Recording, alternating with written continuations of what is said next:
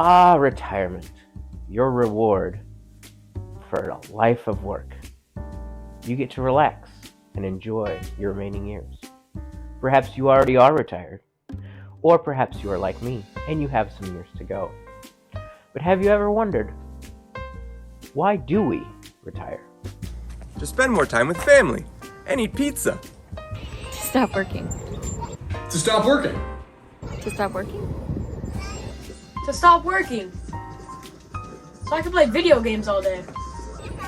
To stop working. I get it. You want to be here on the beaches of Costa Rica with me. Wow, that sounds amazing. And yes, we really did fly to Costa Rica just for this shot. Or sitting poolside with a good book, good cigar, and enjoying the Costa Rican sunset. But have you ever wondered where retirement comes from? Nope, never have. You shouldn't be worrying about this little child. You're 5. Retirement's always been around, right? Well, not quite. And I'm sorry that the budget didn't allow for more Costa Rica shots. I am saving for retirement after all. But where did retirement begin? Let's have a look. In order to understand where retirement started, you need to go back to around the year 1890 and a problem being born in Germany. Whoa, not that problem. I was talking about the labor problem. After the Industrial Revolution, work changed, and you need to have a job in order to have money. Most of those jobs were in factories. Old people couldn't leave because if they did, they had no income. So they just kept working and clogged the workforce. Young people couldn't find jobs because there weren't any. And when young people don't have jobs, things go bad. So Germany created what we now think of as Social Security. It was a little bit of money for old people to incentivize them and make it possible to stop working. This made jobs available and everyone was happy. That was a really great idea. But when did it come to the United States? 30 or so years later, the idea made its way to the US and was only magnified by the Great Depression at the end of the 1920s. The New Deal and World War II helped solidify the idea of Social Security in America and paved the way for what would occur in the post-war era. It was only then, around 1950, that you had the birth of what we now think of as retirement. For the first time in human history, a society had created a socio-economic situation where you could voluntarily leave the workforce and be okay. Wow, that sounds amazing! It was amazing. Way better than working in a factory until you died. At the time, we had all the economic factors just right. Income was coming, enough to live on without work. Expenses and the cost of living were still low. Life expectancy was shorter and only 8% of the population was over 65. Modern medicine had yet to take off in its advancements and cost. Most people had a similar ideal of the American dream. At that time, we also had all of our social structures working on our behalf. Government social benefits went a lot further for people in their post-working years. Businesses and corporations still had pensions and operated with the stakeholder mindset that the decisions should be made for the benefit of everyone. Education was becoming available for all and being pushed by the government. At the time, it was mostly free or cost very little. Faith communities provided social connection and social support. Religious affiliation was extremely high. Family was the centerpiece of the baby boom and new middle-class lifestyle. Oh, it's me. That's right. Wow, that sounds really great. Does retirement still work that way? Gonna need a drink for that question. Nope. Not really. What? I wonder what my retirement's gonna be like. Well, tiny child, doing nothing on the couch, your retirement is going to look very different than mine and those that came before. Because ever since we got it right, we started to do things different. And now we completely have a do-it-yourself retirement system. No more pensions. Hello, 401ks. Rising costs.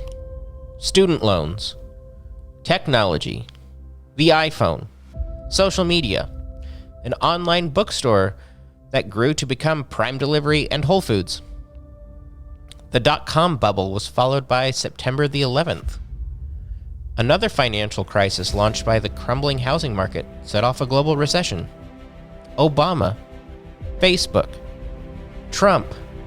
Instagram. Biden. TikTok. COVID-19. You see, we've been living in an ever-changing world. An ever-changing world means that everything changes, including retirement. Would you guys like to see some math? Oh, you don't want to see some math? Alright, well, I'm going to show you anyway. Better yet, I'm going to have an award-winning mathlete tell you all about it. Hi, I'm an award-winning mathlete, and I'm here to explain. So here it is. If you make $75,000 a year, and you want to maintain that level of income in the future, you just need to multiply that salary by 25. And that equals $1,875,000. Take a time out here and talk about the 4% rule and safe withdrawal rate. As a rule of thumb, it states that you can safely take out only 4% of your retirement savings every year and you won't run out of money. To get $1.8 million, you just need to get $1,000 a month. Get a good return, plus no market losses. For 35 years. And it works! So you're telling me there's a chance? Oh!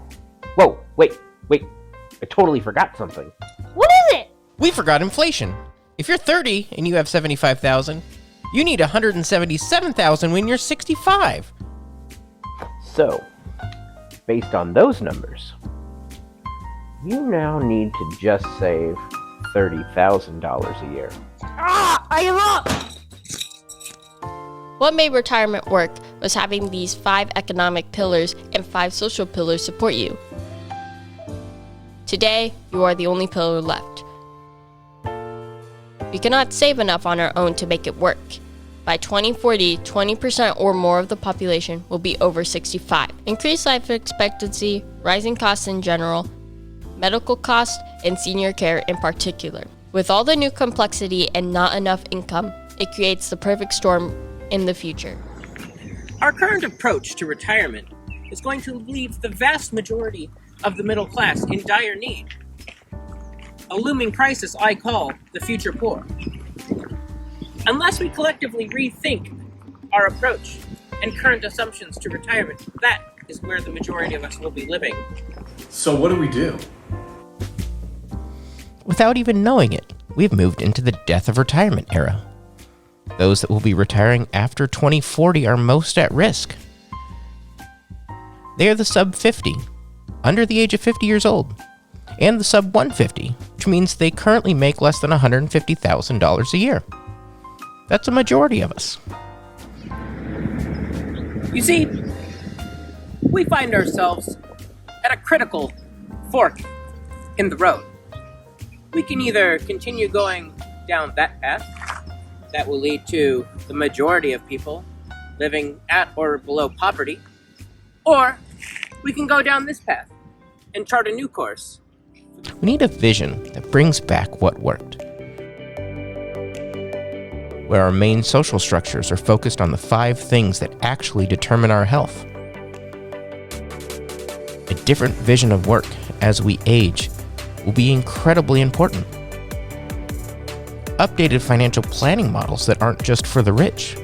We'll create different ways for people to save and use their resources, all for a more ethical reality for us now and in our golden years. With new ideas for how we can care for each other and prevent our future poverty, we can create a different future.